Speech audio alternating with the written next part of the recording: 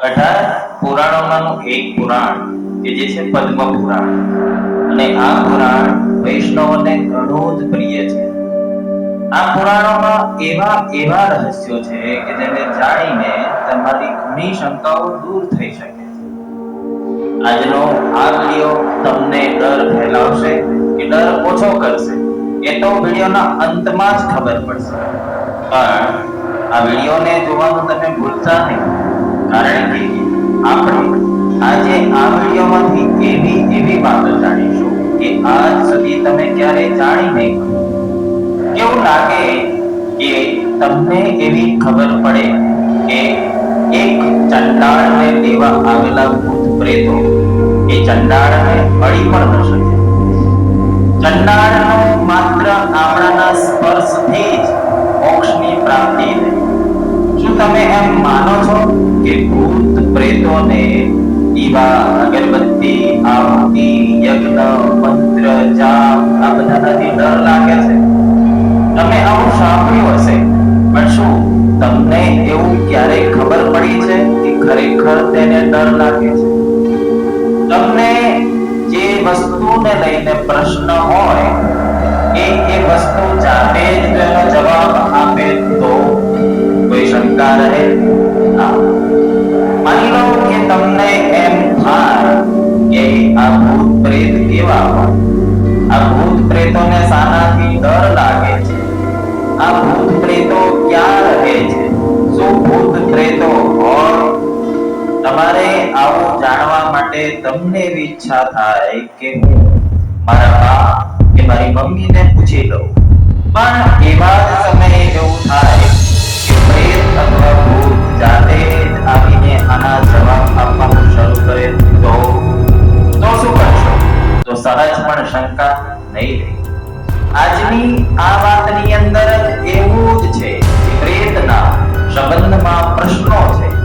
એ બધા જ પ્રશ્નોનો જવાબ આપે છે સાક્ષાત પ્રેત. મિત્રો, હું થોડા જ સમય પહેલા રુદ્રાક્ષના વિષયની અંદર પદ્મ પુરાણનો વાંચી રહ્યો. આ પદ્મ પુરાણમાં જ્યારે વાંચી રહ્યો હતો, આ રુદ્રાક્ષનો વિષય જ્યાં પૂર્ણ થાય ત્યાં જ કાર્તિકેયજી ભગવાન શિવને એવું પૂછે છે કે રુદ્રાક્ષ વગર બીજું કયું એવું ફળ છે કે જેને માણસના હિતો માટે વાપરી શકાય? તરત જ જવાબ આપતા કહે છે આંબળું.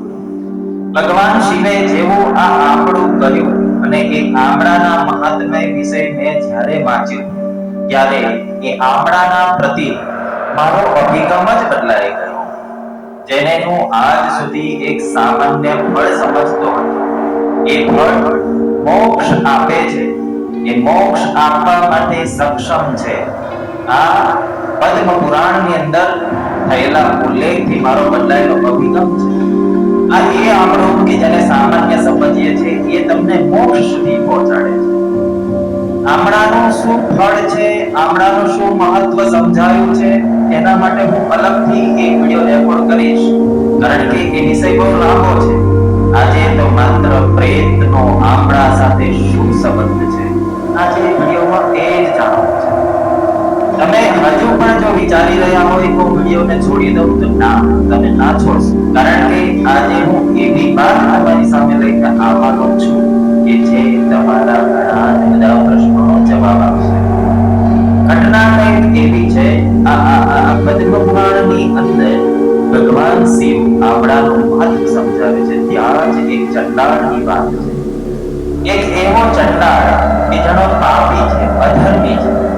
એ શિકાર કરવા માટે જંગલમાં શિકાર કરવા માટે ગયેલો ચંડાળ એ શિકાર કરીને ઘણો ભૂખ્યો થાય છે અને ભૂખ એટલી બધી લાગી હોય છે કે હવે તેનાથી સહન નથી થતી. સુમસાન આ જંગલની અંદર એક આમળાનું ઝાડ દેખાય છે. આ ઝાડ ઉપર ઘણા બધા પાકેલા આમળાના ફળો જોવા મળે છે. ચંડાળ પોતાની ભૂખને સંતોષવા માટે એ આમળાના ઝાડ ઉપર ચડે છે અને એક પછી એક આમળા ખાય છે. ઘણા આમળા હાથમાંથી તૂટીને નીચે પડે છે. પણ અહીંયા વિધિને કંઈક બીજું જ મંજૂર. આમળાની ડાળ તૂટે છે, ચંડાળ નીચે પડે છે, મુખમાં રહેલા આમળા, નીચે વેરાયેલા આમળા, આ ચંડાળને પડવાથી જ ચંડાળનું જ્યાં જાણે કે પ્રેતો, ભૂત, રાક્ષસો આ બધા જ આની રાહ જોઈ રહ્યા. જેવું જ આ ચંડાળનું મૃત્યુ થાય છે, એ ચંડાળને પોતાનો સમજી, એ મૃતદેહને પોતાનો સમજી એક પછી એક ભૂત, પ્રેત, રાક્ષસ અને છેલ્લે યમના દૂતો પણ આવે છે. આ ભૂત, પ્રેત અને રાક્ષસોની વચ્ચે ઝઘડો થાય છે કે આ મારું, પણ જ્યારે એ મૃતદેહની સામે જોવાનો પ્રયત્ન કરે છે, એ કોઈ અલૌકિક શક્તિના કારણે એ મૃતદેહ તરફ જોઈ પણ તેમાંથી નીકળતું અજવાળું તેમની આંખોને ઝાંકી દે છે. તે ત્યાં નજર પણ નથી રાખી શકતા. ઘણા બધા પ્રયત્નો પછી તેની પર નજર નથી માંડી રહ્યા તો આ ભૂત, પ્રેત, રાક્ષસો પણ આશ્ચર્યમાં છે કે આવું કેમ? આ આશ્ચર્ય દૂર કરવા માટે એક મુનિની પાસે જાય છે અને મુનિને કહે છે કે આ પાપી, અધર્મી ચાંડાળ તો ઘણો પાપી હતો, તો કેમ અમે એ મૃતદેહની સામે નથી જોઈ શકતા? મિત્રો, આ પ્રશ્નનો જવાબ આપતા એ મુનિ જે કહે છે ખરેખર જાણવા જેવું છે. આ પ્રશ્નનો જવાબ આપતા મુનિ કહે છે કે જુઓ, એ ચંડાળ જ્યાં પડ્યો છે ત્યાં આમળાના ફળ પડ્યા છે, એના મુખમાં પણ આમળું છે. આ સંજોગોનો વશાત મૃત સમયે એનો સંપર્ક આમળાની સાથે થઈ ગયો. આ આમળાના પ્રભાવને લીધે હવે તમે તેના પર તમારો હક નહીં જમાઈ શકો. તેને સાક્ષાત દિવ્ય લોક પ્રાપ્ત થયો. આવું સાંભળતાની સાથે જ ભૂતો, પ્રેતો અને રાક્ષસોની અંદર ઉત્સુકતા વધી. તમે જે વાતને રાહ જોઈ રહ્યા છો કે આ પ્રેતોના સંબંધમાં જે શું જાણવા મળવાનું, અહીંયા આ વિષયને સ્પષ્ટ કરો. જેવા એ ભૂત પ્રેતો આશ્ચર્યમાં પડે છે અને મુનિને વધારે જાણવાની ઉત્સુકતાથી એવું પૂછે છે કે મુનિ, અમને એક વાત ખબર નથી પડતી કે જ્યાં યજ્ઞો ચાલતા હોય, જ્યાં મંત્રો ચાલતા હોય, જ્યાં સ્તુતિઓ, જ્યાં વેદોના અધ્યયન થતા હોય, આવા પવિત્ર અને ધાર્મિક વાતાવરણની અંદર અમે ક્યારેય એક ક્ષણ માત્ર પણ ઉભા નથી રહી શકતા, તો કેમ આવી પીડિત પ્રેતીઓની પ્રાપ્ત થાય છે? બસ વાત આ જ છે મુદ્દાની. અહીંયા જે પ્રેતે કહ્યું ને એને સાંભળવા જેવું છે. પ્રેતે જાતે જ કહ્યું છે કે જ્યાં વેદ પુરાણમાં અધ્યયન થતા હોય, જ્યાં યજ્ઞાદિ થતા હોય, જ્યાં મંત્રોચ્ચાર થતા હોય, આવા સકારાત્મક વાતાવરણની અંદર અમે એક ક્ષણ પણ નથી ઉભા રહી શકતા. આ કથા ઘણી આગળ લાંબી પટકથા જેવી છે, પણ હું એ લાંબી તો બીજા વિડીયોમાં કવર કરીશ.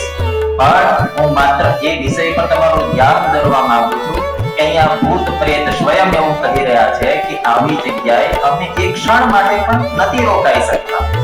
તો તમારી માનસિકતા, તમારી મજબૂતાઈ માનસિકતાની સામે નકારાત્મક શક્તિ ક્યારે નથી ટકી શકતી. અને જ્યાં યજ્ઞાદિ, સ્તોત્રો, મંત્રો અને આ બધી ધાર્મિક પૂજાઓ વિધિ થાય છે, ત્યાં આવું વાતાવરણ ઊભું થાય છે કે ત્યાં એ નકારાત્મક શક્તિ સહજ માત્ર પણ ટકી નથી શકતી. તમે કદાચ તમારું ધ્યાન પડ્યું હોય તો હનુમાન ચાલીસાની અંદર લખેલું છે કે ભૂત પિશાચ નિકટ નહીં આવે. તત્ભાવની અંદર લખેલું છે કે જેને કદી ન ગંડેય. આ બધી જગ્યાઓએ આપણને એ સમજાવવામાં આવ્યું છે એ પવિત્ર વાતાવરણ આ નકારાત્મક ઉર્જાઓને કોષો સુધી દૂર રાખે છે. ઘણી વખત હું મારો હેતુ આ ભૂત પ્રેત પ્રત્યે ભય ફેલાવવાનો નથી, પણ જાણતા અને અજાણતા પણ આજે સમાજની અંદર એ વાતને લઈને ડર રહેલો છે. આપણે આજે પણ ભૂત પ્રેતની કલ્પનાઓથી ક્યારેક મનની અંદર આંશિક ડર મહેસૂસ કરીએ. હું એ વાતનું સમર્થન કરવા નથી માંગતો, પણ જો આપણા મનની અંદર આવો કોઈ ડર હોય તો જે શાસ્ત્રોની અંદર આવી કથાઓ તે જ શાસ્ત્રોની અંદર એનો ઈલાજ પણ છે. જો ઘરની અંદર સકારાત્મક વાતાવરણ રાખવામાં આવે, જો મંત્ર, સ્તોત્ર, યજ્ઞાદિ જેવા કાર્યો કરવામાં આવે તો આ ઘરમાં જ નહીં પણ આ પૃથ્વી પર પણ નકારાત્મક ઉર્જાઓનો ક્યાંય જગ્યા નહીં રહે. તમે જ્યારે મંત્ર, સ્તોત્ર ઇત્યાદિ કરો છો તો તમારી આસપાસ એવી ઉર્જાઓ બને છે કે જે આવી ઉર્જાઓને કોષો દૂર રાખે છે. તો હું અહીંયા મારા વિષયને અહીંયા પૂર્ણ કરું છું. આ પૂર્ણ થયેલા વિષયને એક સાક્ષરતા એ છે, આ વિષયનું મોરલ ઓફ ધ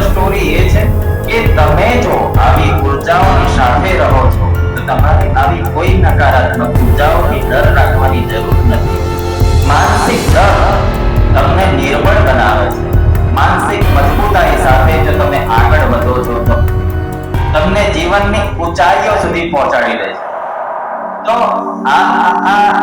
આ વિડિયો જોતા હજુ પણ શું તમે એક કામ નથી કર્યું? શું લાઈક નથી કર્યું? અરે કરી દો. સબસ્ક્રાઇબ પણ નથી કર્યું તો એ પણ કરી દો.